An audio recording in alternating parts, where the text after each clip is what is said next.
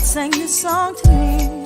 There was a message in his melody, sweetest lyrics that I ever heard. There's a message in the songs of birds. He said, tomorrow is another day. Living is the only way. Tomorrow's gonna ever come. Listen to the words of the song. Everything gonna be alright. Everything is gonna be.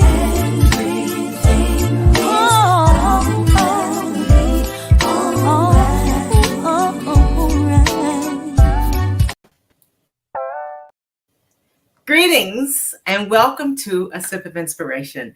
I'm Stephanie Wilson-Coleman, known as the Empowerment Doctor, and I want to thank everyone who took the time out to listen to this either live or even as a broadcast replay. So thank you very much. You know, I depend upon that, and always I love your comments. So a little housekeeping before we get started. So website is champagneconnection.com. So go out to the website, look around there. My new book, Self-Esteem, Your Superpower, Ways Parents Can Help Improve Their Children's Self-Esteem, is available on the website, as well as on Amazon, Apple, Barnes & Noble, and any place else you buy your books. Also, there's some cool merchandise, so be sure you get yourself some very cool merchandise.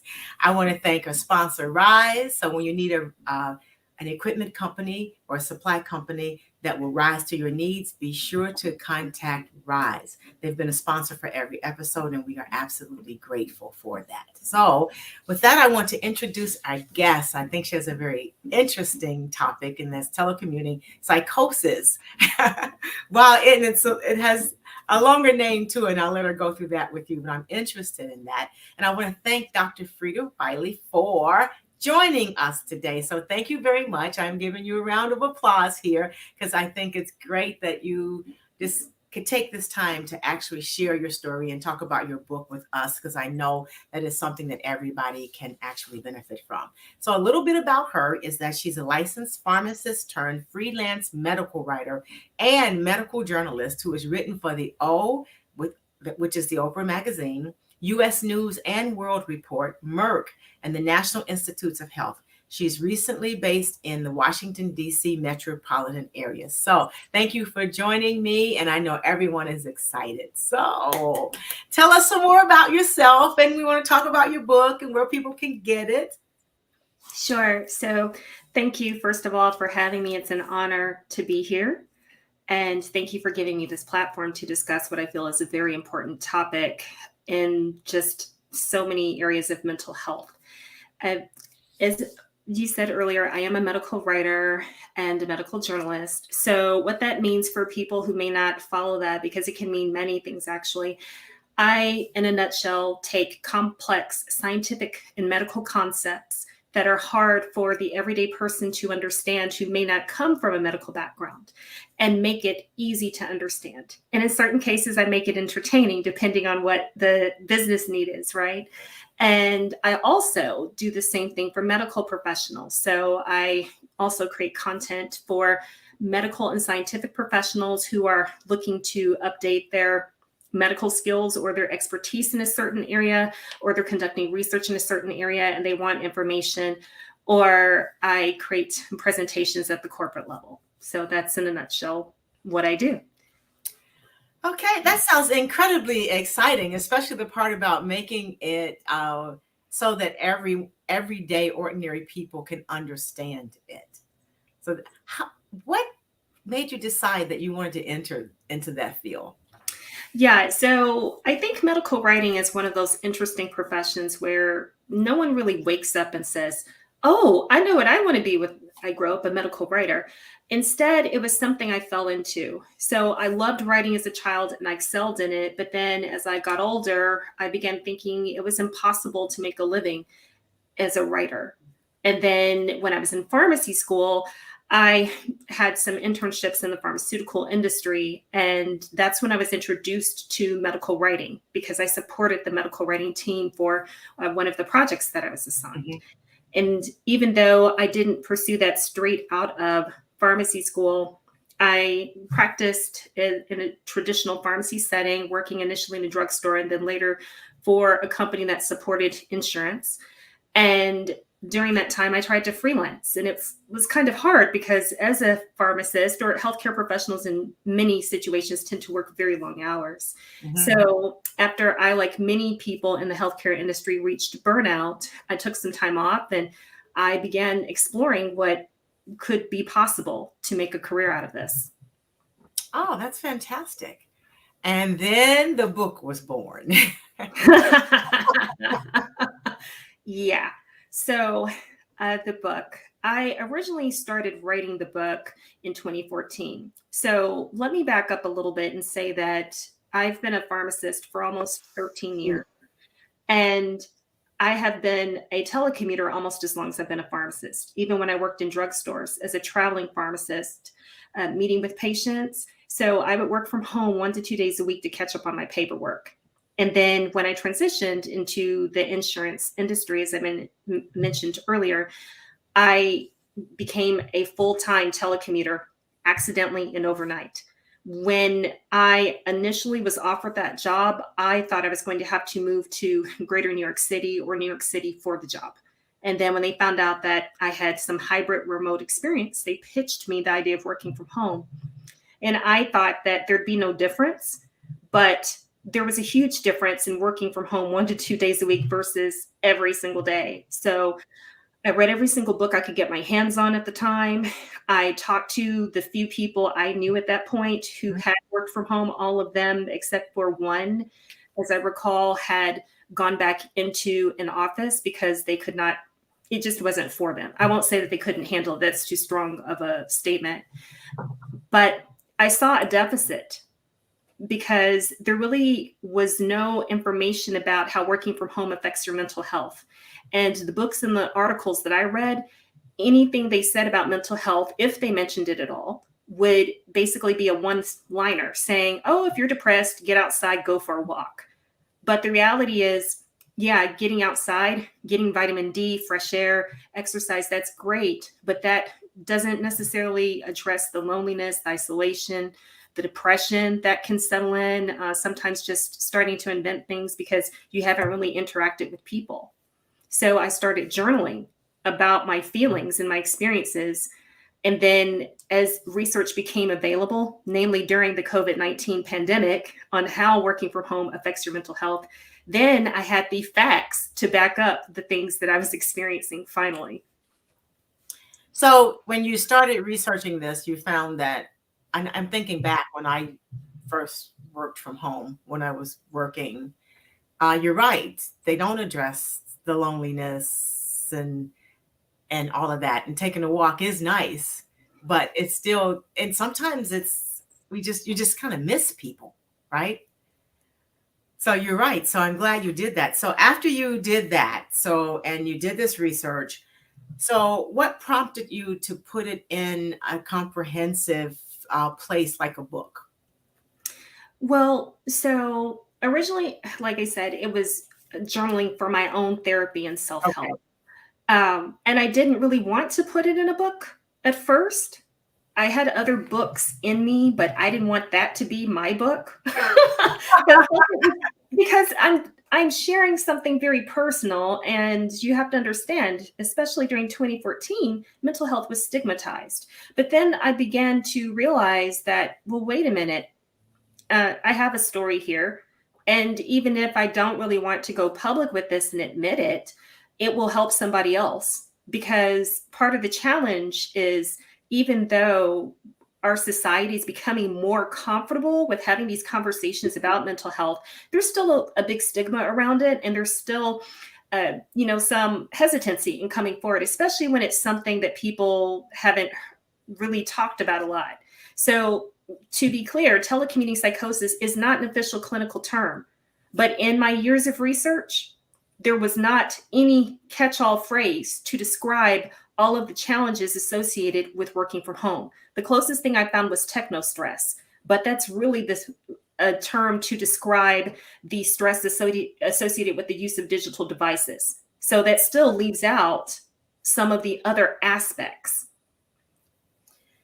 So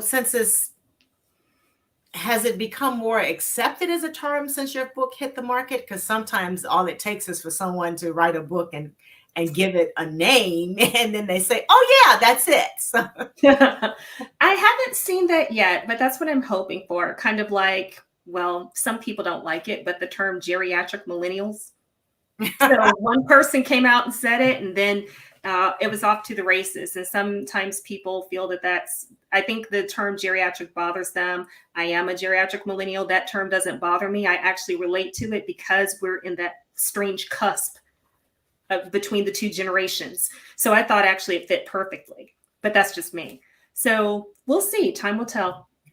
So the full title of the book, and it's really interesting. So it's telecommuting psychosis, from striving to thriving while working in your pajama pants. And that describes it perfectly, because I don't care what people say. We were all in our pajama pants there for a while. Yeah. So do remote workers feel more supported given the great return to the office? That's an interesting question. And I'm finding from my experiences in interviewing different remote workers during this time that it's kind of a mix. We do know from just the media and major discussions that many organizations have actually started to dial back the resources that they had put into place to support the remote workers during the pandemic with the great return. I think that there are many people who've continued to work from home, whether full-time or in a hybrid capacity, who have kind of started to establish some ways of working that work for them. I also believe that one of the most important things, again, is the candor, the fact that people can come out and talk about it now. And there's a level of understanding and compassion that remote workers began to receive during the pandemic that was unprecedented. And some of that has lingered. So now we seem to be back sort of in a hybrid, though. So even going back to work several more days a week, it doesn't sound like that's going. We still don't have anything in place for when you're sitting at home isolated, because most people now are at home 3 days a week, or maybe 4, and then they're only in the office for 1. And I often think, God, there's no work getting done on that one day they're in the office, because you're just so excited finally to see people like you. So what kind of things do you think they should think about, employers, in order to make it better? What was your experience? So my experience, I've continued to be fully remote, first of all. But from everyone I've interviewed in the research that I've done, again, the support is needed. There are some people who do feel that they don't have the resources in place. But when it comes to specifically in the fully remote environment, as you mentioned just a minute ago, one of the most important things to help people stay on track and feel supported is to make a plan. So it's kind of like the saying that if you fail to plan, you plan to fail. Mm-hmm. So a plan can really help people stay on track. It can help them manage their time, not only as it relates to workplace productivity in the remote environment, as well as in the office, actually, but also when it comes to making sure they have that work-life balance, mm-hmm. making sure that they try to maintain or simulate some of the infrastructure that was put into place for them during the pandemic. So the different get-togethers, support groups, a check-in, having an accountability partner, co-working spaces, if you have the kind of remote job that allows for that. So for me as a healthcare professional, when I was practicing, and this is something that is common for other healthcare professionals, when they're involved in patient care, you can't necessarily pick up and go to a Starbucks or the library or sit in the park and work when you're handling health information, right? But there are certain remote jobs that do allow that kind of flexibility. So really making sure that you're doing that, making sure that you're also being self-aware. So a lot of this still falls on the worker. Right. You have to do your home ergonomics adjustment to make sure you're not creating neck and eye strain. You have to make sure that you're taking breaks, standing up every 20 to 30 minutes, and not only to do 5 minutes of exercise or something to prevent heart disease, but you also should be taking breaks for your eyes and looking at something 20 feet away for 20 seconds, right? Right. So it's kind of been a mix, but in many cases, people have really had to exercise their own due diligence to be the captain of their ship. Exactly. And it seems like it's at the very beginning, it seemed like we were all just trying, like you said, just trying to figure out, not knowing what to do. And thank God for the internet, because they did give you some good suggestions about that. Because I can remember not moving out of the chair for like 14 hours. It's like, no, I can't keep doing this. I've got to move. Right. But those are things you don't really think about. Yeah. And so I think that's the other part of it. It's important, like you said, to have access to social media and just other people. It's good to find out other people's hacks, because at the end of the day, nobody knows it all. Even though I wrote a book about it, I don't claim to have all the answers. But I wrote the book as a resource. So yes, it was therapeutic, but I also wanted other people to know that they're not alone, and to try to give them some sound bites to guide discussions. Like if they want to have a conversation with their physician or a qualified mental health professional or a support group or whatever, something to where they wouldn't have to go hunting for all these bits and pieces. I tried to put as much as possible in one place for them. Okay, so next question is, can every employee or consultant thrive in a remote workplace? Why or why not? And everybody says, at least everyone I know, is, oh God, I don't want to go back to the office. I just want to stay back home. But what happens to them if some people are in the office and then they're remotely by themselves? It depends on the person. It's working from home, even though obviously it's work, so it's professional. It's also a very personal experience. You learn a lot about yourself in the process. So it depends on your personality, and it also depends on your job. So as a writer, I am introverted by personality to some extent, but I also have to spend a lot of time being very focused for my craft and create thoughts and whatnot. So someone like me, I do thrive in this environment. Once I learned how or established a way to thrive, right? It was not easy. In the beginning, I did not. I was just surviving. But someone who's extroverted and likes to be around people and lives for that water cooler gossip and just other things that go along with the in-house role, those people sometimes find themselves struggling a little bit because they're gregarious, they're social butterflies. They like to be around people, and that's what energizes them. Mm-hmm. So part of it is knowing yourself. So what energizes me? What environment gives me the most inspiration? And if the answer is in an in-house role and being in a very social, interactive environment, then remote work may not be the best fit for you. And that's totally okay. And in fact, I tell this story in my book where I talk about how a few years after I had left that first fully remote role, I ran into one of my coworkers. And initially, I was the only remote employee in my department, but he went remote about a year after I did. And he'd moved on to another company and said, Frieda, I'm glad I got this experience.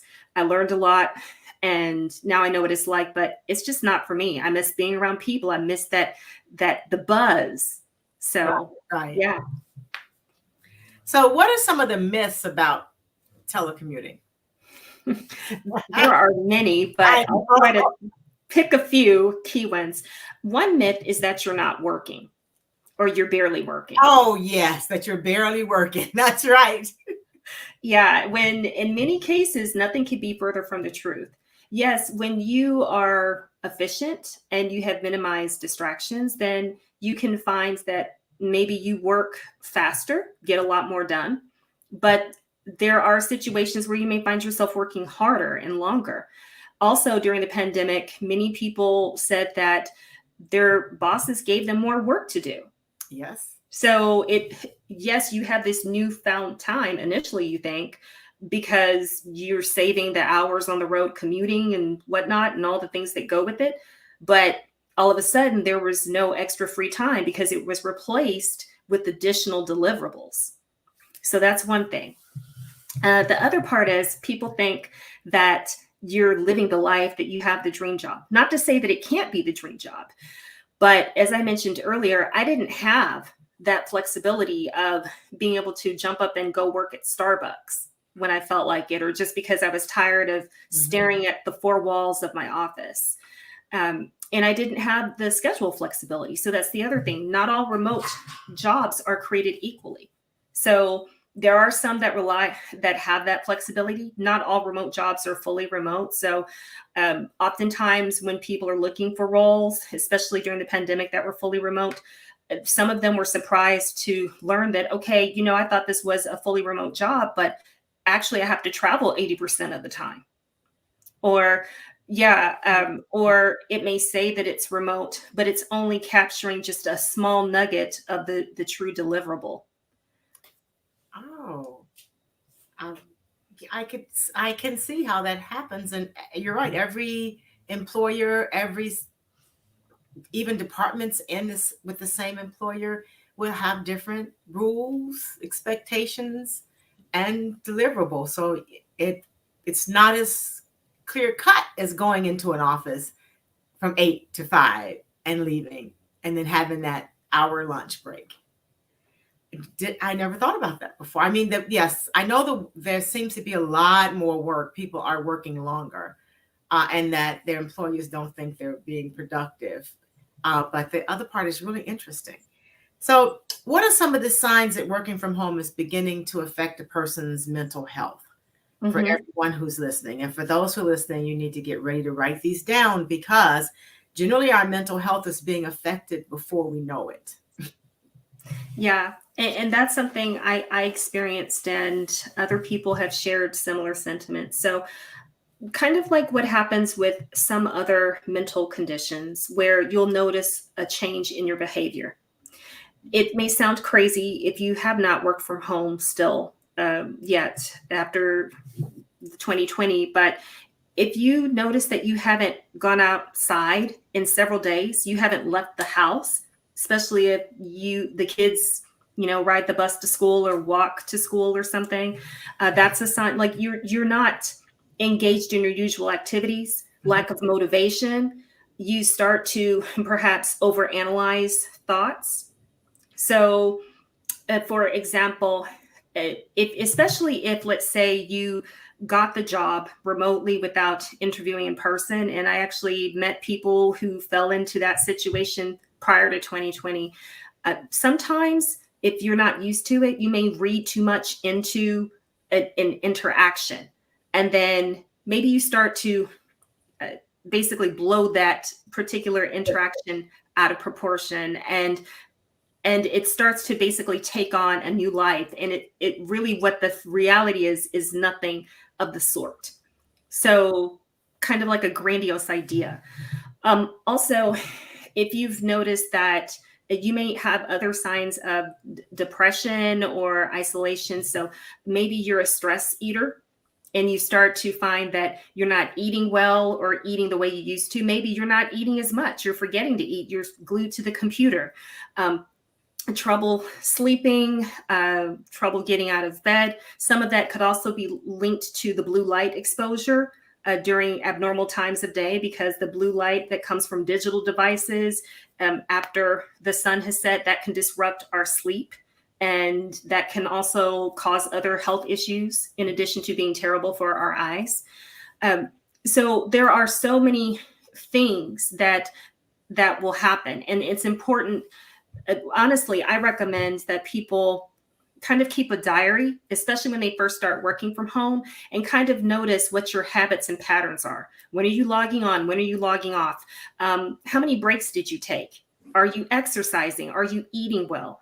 Are you still maintaining your usual social activities? So are you still getting together for, I don't know, cocktails or happy hour once a week the way you used to? Are you still in your networking events? So when you document that, that makes it even easier to notice that, hey, I'm kind of deviating from my usual self. That's a great idea because you know it happens before you know it. But if you're journaling it, it also help you remember. Well, I didn't exercise yesterday, so I must exercise today.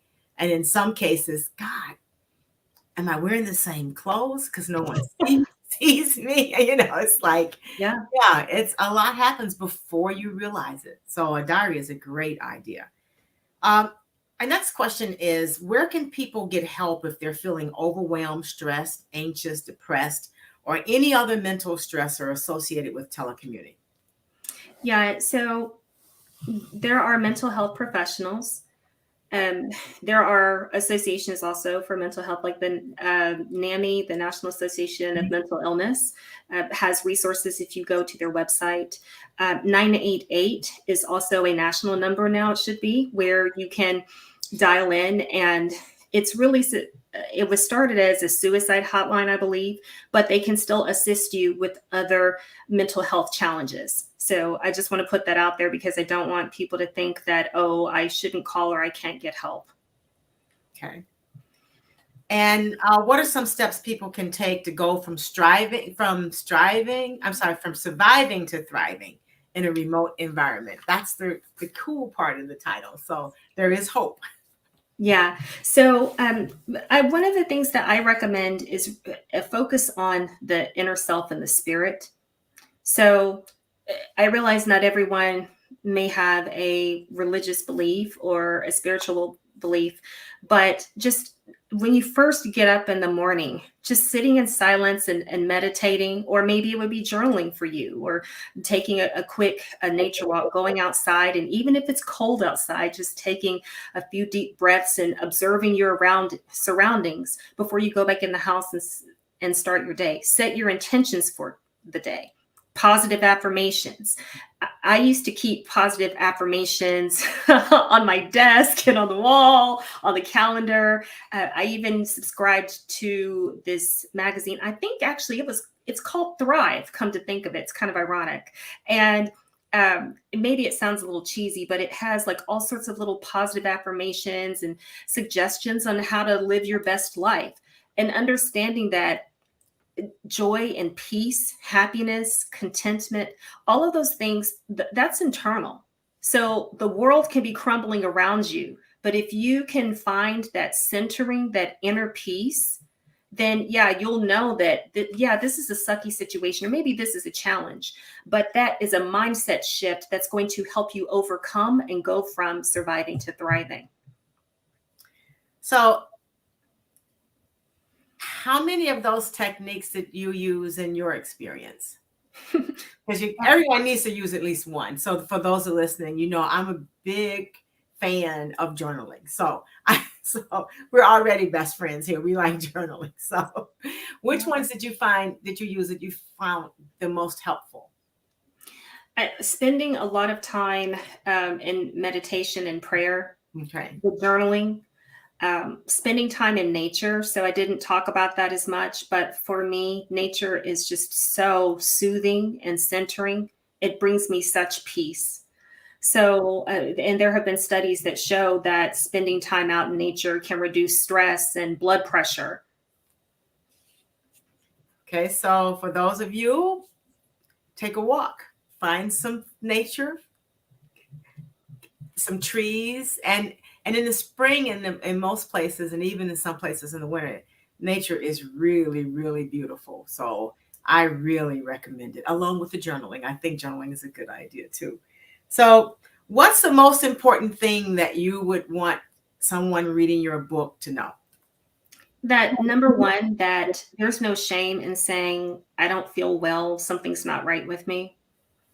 And there's no shame in getting help. But the admission is the first step. Right. That's true. So in this writing world that you love to do, what would your next project be? If you could write anything you wanted to write. Well, I have some children's books in the works right now. And that was something I was working on before trying to finish this book. And right now that's my passion, because I really want to inspire and educate young children. That's fantastic. So where can we get your book? Yeah, so the book is available on Amazon. You can also go to my website, so drfriedawiley.books.com. You can get it from there, or friedawiley.com. You can find it there. And it should be coming to some independent bookstores near you in the near future. Okay, and is it available paperback or ebook? Great question. So it's a paperback and ebook right now.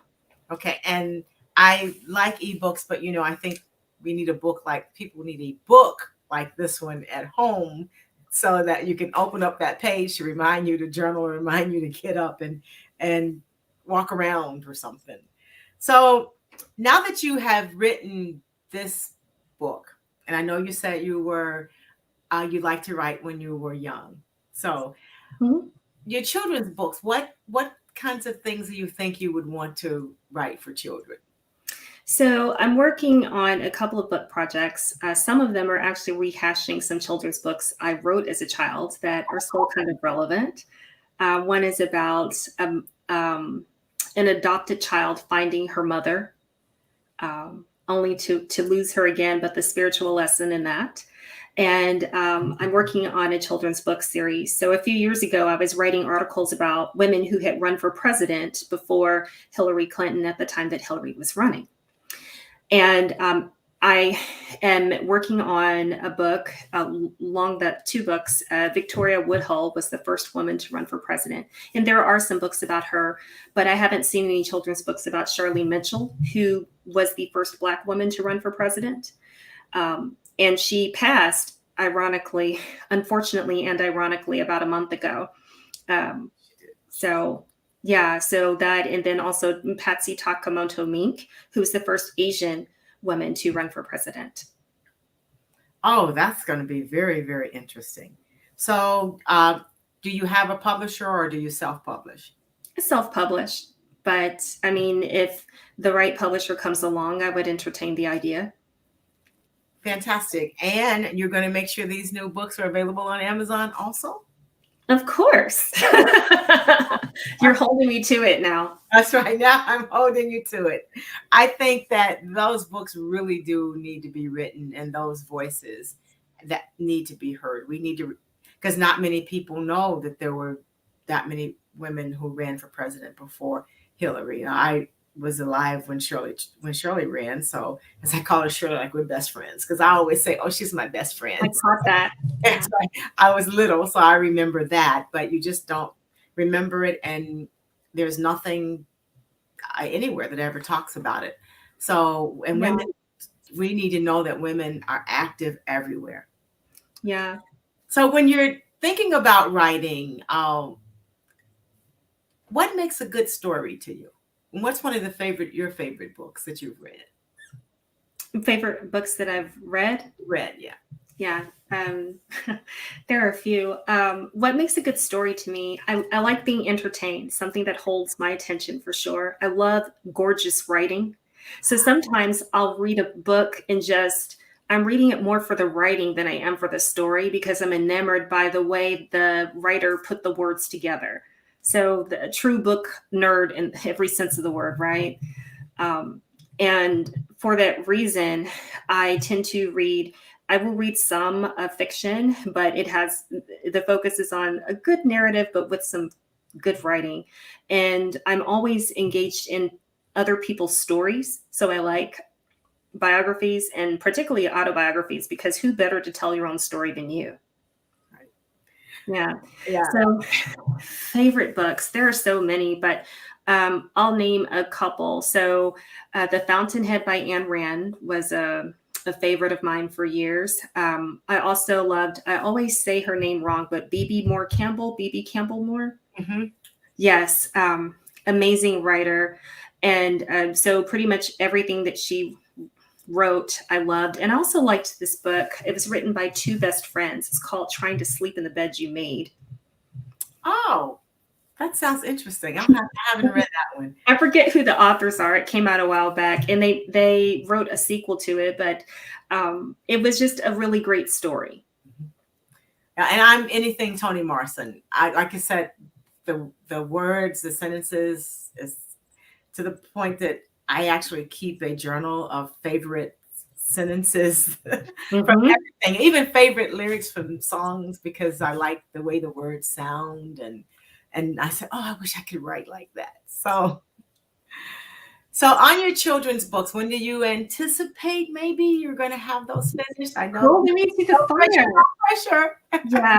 Well, the one about Charlene Mitchell was supposed to have come out actually in the spring of 2020, but I've resumed working on it. So I'm hoping to get it out in the spring of this year. That's what I'm shooting for. Victoria Woodhull around that same time. And the one for Patsy Mink later in the year, probably in the late summer, early fall. So what book did you read that made you cry? It's been a while since I've cried. I tend to cry more in movies than books, but I remember reading a book called A Summer to Die, and that one made me cry. That was junior high. You're taking me back, and I can't remember the author. And I don't think that was the Judy Blume book. There was one book that Judy had written that was very serious, and it was a very different turn from her other books. But yeah, A Summer to Die, that one made me cry for sure. Cool. So for people who are listening who want to write, because a lot of people do want to write.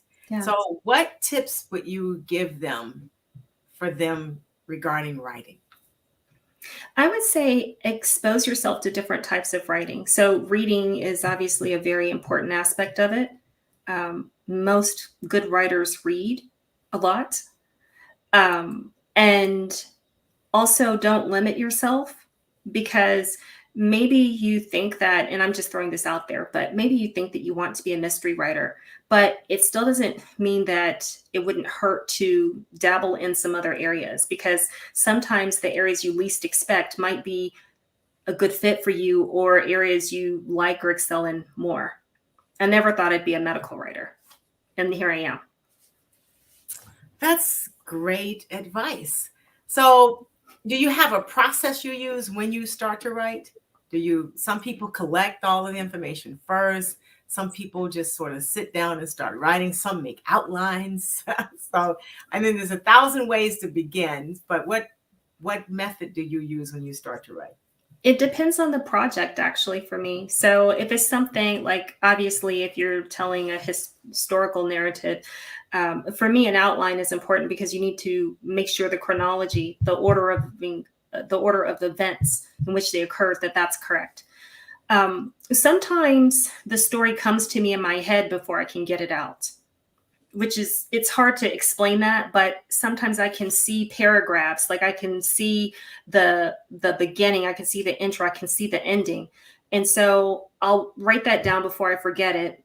And then I try to put in the other pieces. And then there are times when I actually will kind of just scribble something out by hand, like a rough draft. And I know that it's nasty, but I look at it and I'm like, okay, this is terrible. Let me look at this and make it better.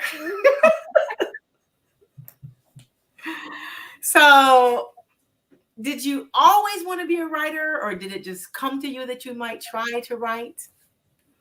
Originally I did. Yeah. I, as a child, I wanted to write children's books and illustrate them too. So that's another reason why the children, I probably won't illustrate on this run, but in the future I will, or I plan to. And so it was one of those things, like I said before, as I learned more about life, and I had people tell me, well, nobody really makes a living as a writer. That's something they do after they retire. And then I learned that was what Alex Haley did after he retired. And I was like, oh, okay. I thought he was a young man when he wrote all this stuff. And then come to find out it's a different narrative. But then later on, I learned about people like the late, great Eric Jerome Dickey. I learned about Michael Crichton. And these are people who were successful in their previous careers, but they made a pivot. And so I thought to myself, well, if they did it, then, I don't know if I'll be successful, but I owe it to myself to give it a shot. Yeah, I think Elin Harris he worked a little short while and then he started writing. He was in that Jerome Dickey era too. So yeah, I guess there was a time when you had a job and then you retired and then you wrote, but then it became more mainstream. At some point, some people just enjoyed telling their stories. And like you, a lot of people do see the stories unfold. So that's wonderful. That's a great gift to have. So what does your family think about your writing? I haven't really asked them what they thought. I think when I first started doing it, I think that they were proud, like doing it at a professional level, I mean. And I think it was kind of surprising. I think for me to quit my job as a pharmacist, first of all, everyone thought I was nuts, right? So yeah, they would think you're nuts, right? Everyone thought I was nuts. One of my friends at one point told me I was having a midlife crisis, like early in life. Like you're 10, 15, 20 years ahead of your midlife crisis, but this is what's happening. Yeah. So, but it's kind of like anything else that sometimes people, not everyone, but maybe some people make what strikes people as being a radical decision. And when you stick it out and then you start to see some fruits from the labor, then people come back and they say, okay, I thought you were crazy, but now I get it. Yeah, I get it. Okay. Yeah. So what's the hardest part about writing for you? I think for me, specifically in the medical writing space, because I've done it for a long time, it's how to make some topics, like the evergreen topics that never get old, how to make them new and fresh. Oh, yeah. I didn't think about, you're right. That would be kind of hard. That's right. Yeah. And you have to find new ways to tell me the same thing. So I'll heed the advice or change what I need to change. Or at least pick it up and read it. That's step one. Right. That's true. You're right. Because you say, oh God, another flu vaccine. Let's just put that over there. You have to work for your attention these days. That's right. You really have to do that. So what's your favorite time to write and why? Either really early in the morning or late at night. Those are quiet times for the earth. And I mean, even if I'm in my private space, then it's just like, it's me and the moon. And it's just such a peaceful, serene time, if that makes sense.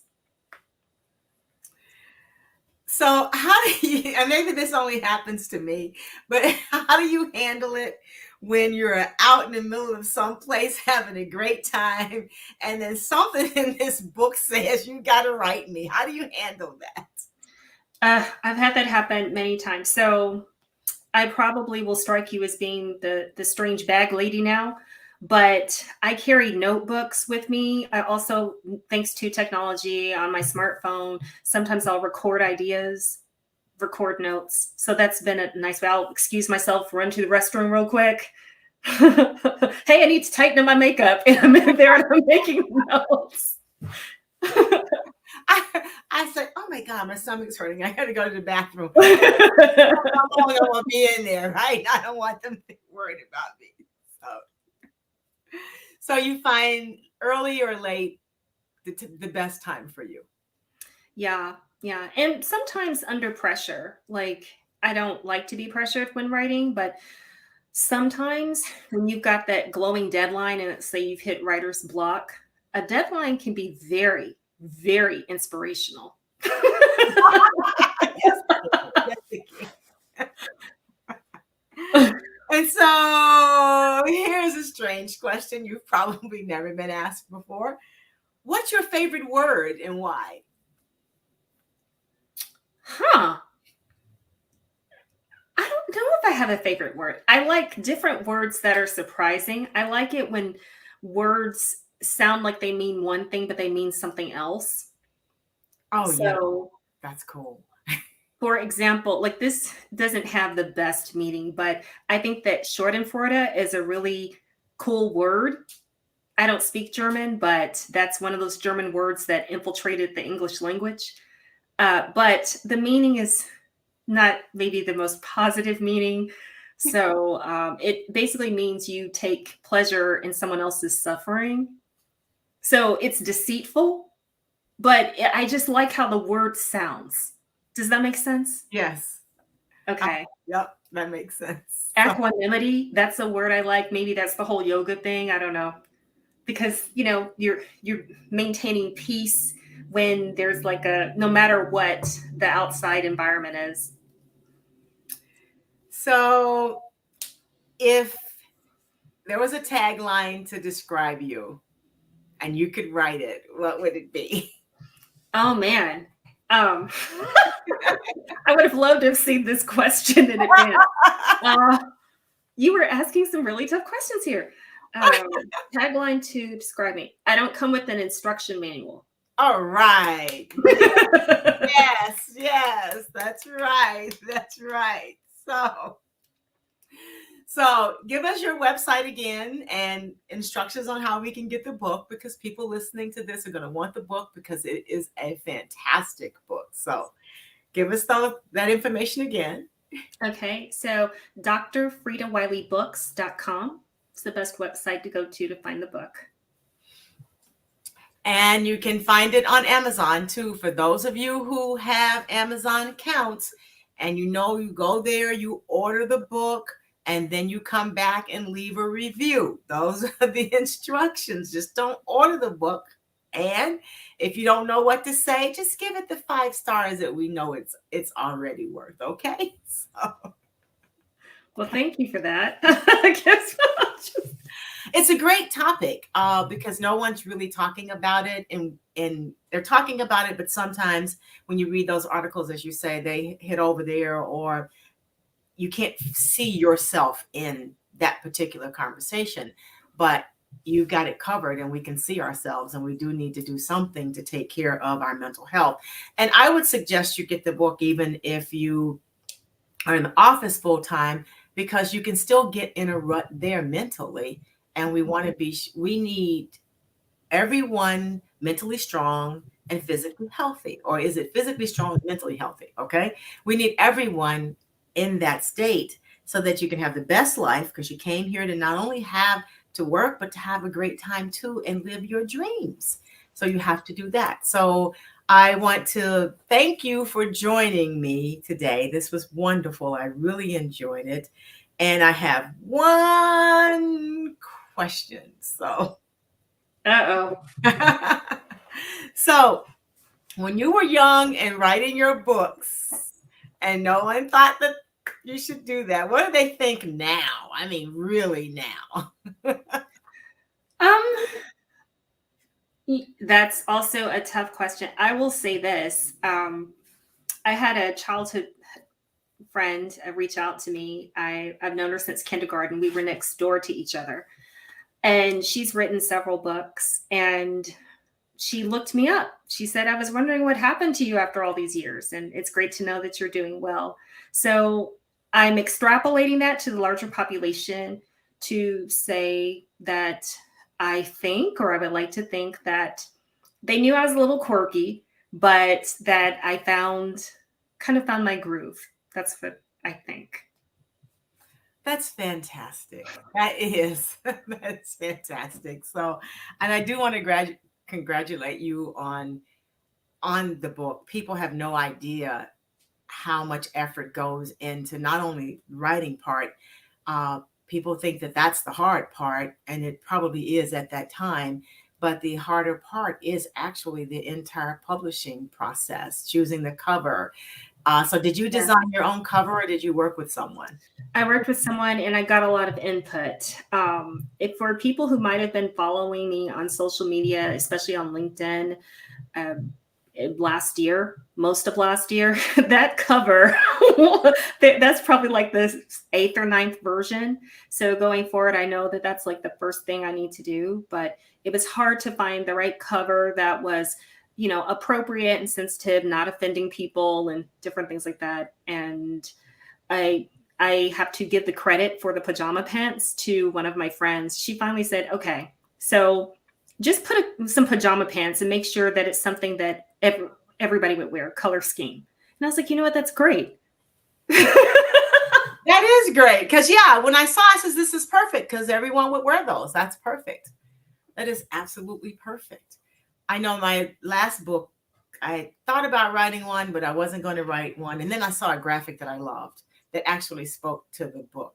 And I said, oh, no, God, you tricked me again. So that book cover has that graphic on it. And you're right.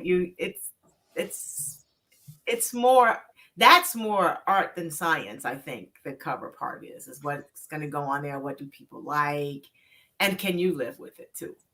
Well, and that's the other thing. So I got some feedback from someone who has written many books and ghostwritten even more. And she said, you're being too much of a perfectionist. And she said most authors actually hate the covers of their books.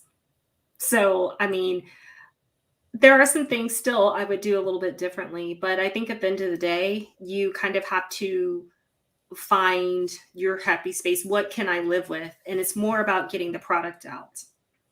That's true. You can fix the rest later. That's right. You can fix it later. So how long from the time how much time elapsed from the time you wrote your first word to the time you got to market? From the time it got to market, so 9 years. Yeah. And the book isn't even that long. So as I said before, it started out as a journal. And then after I really started seeing the value, I felt that I needed research to back things up, to validate it. Because otherwise, if I'm just sharing my story, this was my experience, this is what I went through, it would just sound like I was whining or, oh, I'm a victim, have a pity party. And that's not what I wanted. But I knew if I had the facts to back up what I was saying, then that would make that narrative so much stronger. And have you been able to get corporate America, who's making all of these changes, pay attention?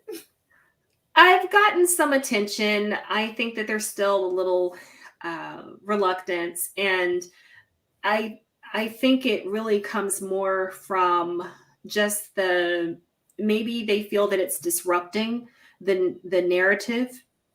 It doesn't align with the great return to work, right? Because why would someone working in an office space need a book like this? But as you pointed out earlier, there are some tips in there that can help, because there are some challenges that are common to anybody who has a desk job. Right. So, not moving around enough, being too sedentary. Even if you work out regularly, there are studies that show that if you sit down for 8 hours at a time, your risk of heart disease is just as high as if you didn't work out at all. Exactly. And they do overlook the fact that if you're people generally who work 10, 12 hours a day, work 10 or 12 hours a day, no matter where they are, in the office or at home, and they're not getting to the water cooler, and they're hardly taking bathroom breaks. If they are, the bathroom's over there. And then if they're getting lunch, it's because someone bought them a donut and a cup of coffee back. So, so they need those same tips too, because and then if you're home already and you've had some issues, they're going to go with you back to the office. Exactly. And in some cases, they may be worse, because now you've got to reverse engineer your mind to adapt, to readapt rather. Right.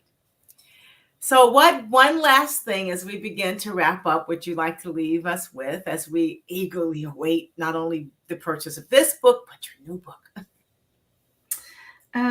A last tip? Yes. I would say that self-care, protecting your health, it's a journey. It's constantly evolving. And,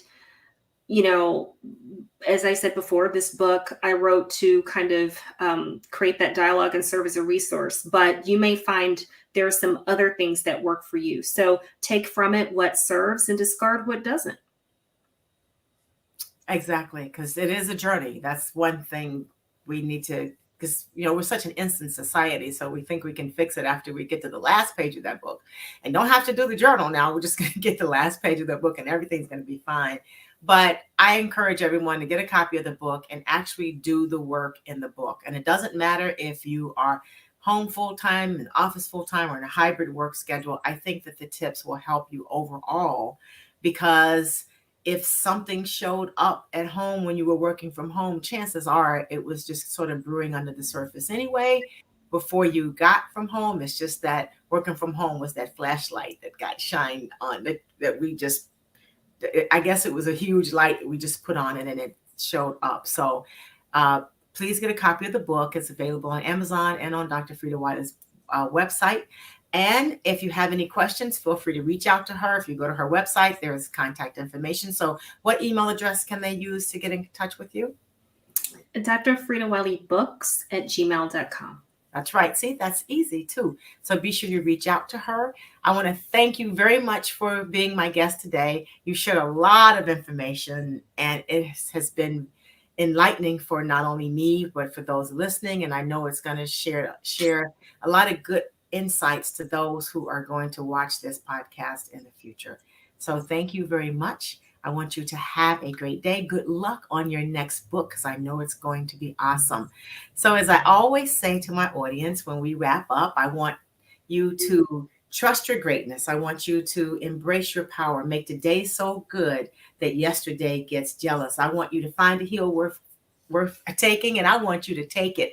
And remember, I want you to make today so good that yesterday gets jealous. Okay? So can you do that for me? Above all else, I want you to do it your way. I'm Stephanie Wilson-Coleman, the Empowerment Doctor. And as I always say, life is too short to drink cheap champagne. So you guys go have a great day. Thanks for joining us. Hi. This is Stephanie Wilson-Coleman, the Empowerment Doctor, and today I want to encourage you to refuse to be distracted from your goals. Today I want you to affirm, I put my attention on my goals. I reject all distractions. My focus is exactly where it belongs. I choose my decisions and actions based on my goals. There are 3 self-reflecting questions I want you to consider. 1, what am I committed to achieving? Does my focus support achieving that goal? 2, what are the biggest distractions in my life? What can I do to minimize those distractions? And the 3rd question is, what would happen in the next year if I could avoid 90% of the distractions in my life and work on my goals consistently? Remember, I want you to use these steps and the answers to these questions to determine how you can refuse to be distracted from your goals. I'm Stephanie Wilson-Coleman, the Empowerment Doctor, and as I always say, life is too short to drink cheap champagne. Dream big. Have a great day.